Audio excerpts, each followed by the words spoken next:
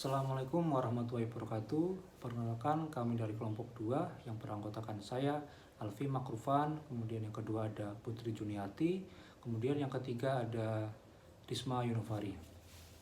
Baik, pada kesempatan kali ini kami dari kelompok 2 ingin sedikit membahas tentang materi hubungan hukum tata negara dengan cabang ilmu hukum lainnya. Kemudian yang kedua yaitu tentang pengertian dari sumber-sumber hukum tata negara. Kemudian yang ketiga yaitu tentang sumber-sumber dari norma hukum tata negara. Baik, langsung saja mengenai hubungan hukum tata negara dengan cabang ilmu hukum lainnya. Perlu kita ketahui bersama bahwa sebuah hukum tata negara memiliki erat kaitannya dengan hukum lainnya, yang artinya hukum tata negara ini tidak berdiri sendiri, melainkan saling berkesinambungan satu dengan yang lainnya. Dalam mempelajari hukum tata negara, sebetulnya kita sedang mempelajari segala aspek hukum dari sudut pandang strukturisasi negara. Dalam hal-hal yang berkaitan dengan pembagian kekuasaan, kemudian politik, hukum internasional, juga hukum pidana, serta hukum perdata. Semua saling berkaitan dengan hukum tata negara. Dalam Undang-Undang Dasar 1945, di mana kewajiban negara kepada warga negara Indonesia ialah perihal pemberian jaminan dalam menjalankan agama yang dipercaya oleh masyarakat, memberikan pendidikan demi kelangsungan hidup, memajukan kebudayaan nasional, kesejahteraan sosial, memelihara fakir miskin dan anak terlantar, dan menyelenggarakan pertahanan negara, di mana kewajiban yang itu semua tidak bisa hanya mengandalkan peran serta negara semata, melainkan butuh adanya kontribusi nyata oleh setiap warga negara Indonesia untuk menjalankan hak dan kewajiban sebagai warga negara agar negara dapat berjalan sebagaimana mestinya.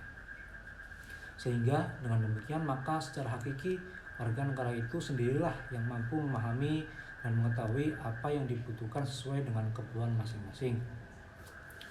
Sebagaimana ucapan mantan Presiden Amerika Serikat John F. Kennedy, yaitu jangan tanyakan apa yang bisa negara berikan kepadamu, melainkan tanyakan apa yang bisa kau berikan kepada negaramu.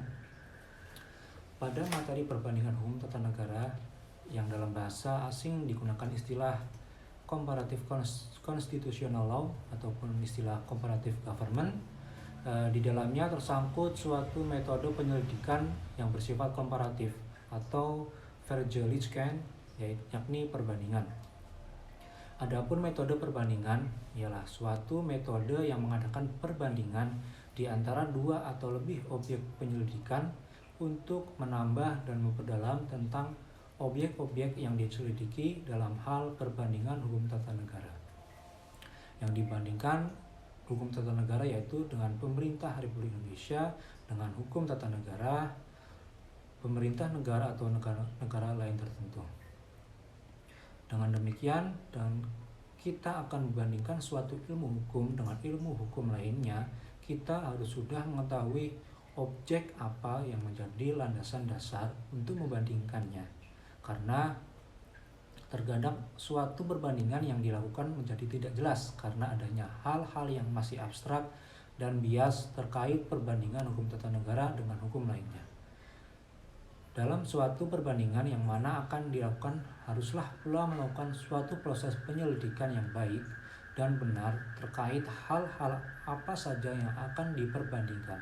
Sehingga apabila ada urusan tentang hukum tata negara, maka objeknya adalah constitutional law atau hukum positif yang menjadi landasannya terhadap hukum lainnya atau hukum positif yang berlaku. Karena baik dalam hukum tata negara dengan hukum lainnya, maka tentu objek dalam sebuah proses penyelidikan dan observasi adalah suatu objek dari hukum positif atau constitutional law.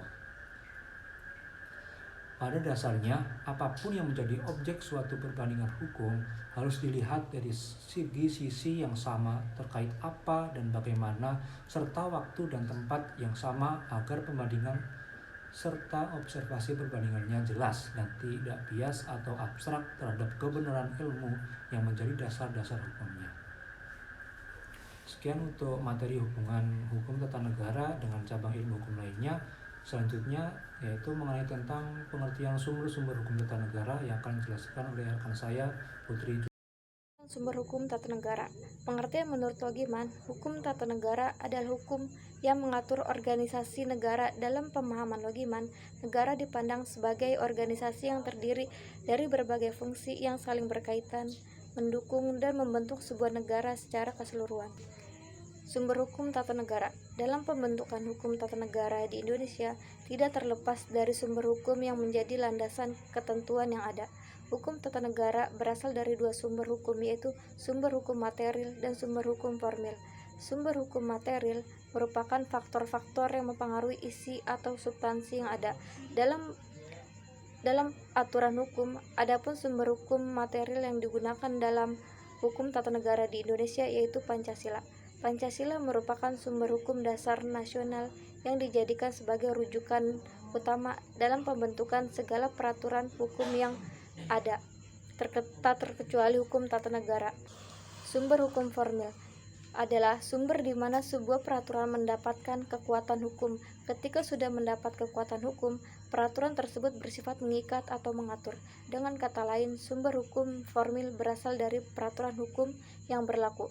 Sumber hukum formil dikategorikan menjadi dua sumber hukum, yaitu sumber hukum formil tertulis dan sumber hukum formil tidak tertulis.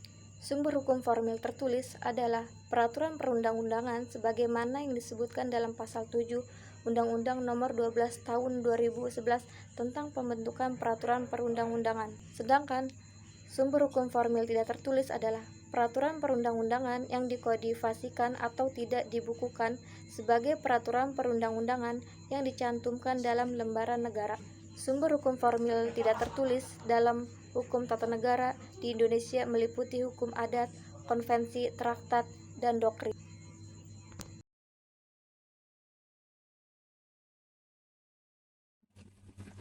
Sumber-sumber norma hukum tata negara, bahwa sikap yang dipakai dalam penerapan suatu hukum yang berkaitan, tentu kita harus melihat dari objektivitas yang sama terkait permasalahan hukum dalam ilmu perundang-undangan, hukum administrasi, hukum konstitusi, dan lain-lainnya, memiliki persamaan terkait objektivitas normatif yang berlaku.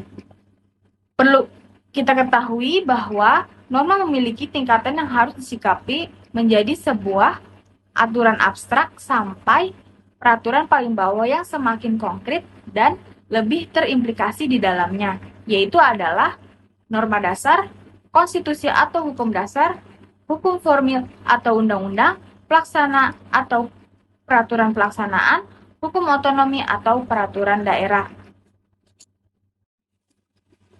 Hal-hal yang sama erat kaitannya maka akan saling menguatkan antara ilmu kajian hukum satu dengan ilmu kajian hukum yang lainnya. Penerapan dan implementasi dalam sebuah praktek empirisnya akan terasa dalam sebuah tatanan kenegaraan yang saling berkesinambungan. Pengertian dari sebuah konektivitas yang baru memberi ruang terbuka terkait diskusi dan publikasi ilmu dan pengetahuan yang terpadu. Dalam arti pengertian modern, di mana constitutional law atau hukum tata negara dalam sikap terhadap ilmu hukum lainnya di mana merupakan sebuah seperangkat aturan dan ketentuan yang menggambarkan sistem ketatanegaraan suatu negara. Undang-Undang Dasar merupakan suatu konstitusi tertulis di dalam negara Indonesia, di mana ini merupakan dokumen-dokumen resmi yang mengandung suatu ketentuan serta aturan-aturan yang bersifat pokok untuk pengaturan ketatanegaraan. Hierarki dalam peraturan perundang-undangan di mana konstitusi memposisikan diri yang paling tinggi di antara peraturan perundang-undangan di bawahnya. Konstitusi memiliki fungsi sebagai pembatasan serta penentuan atas kekuasaan pada suatu negara, juga sebagai pengaturan hubungan antara negara dengan masyarakatnya.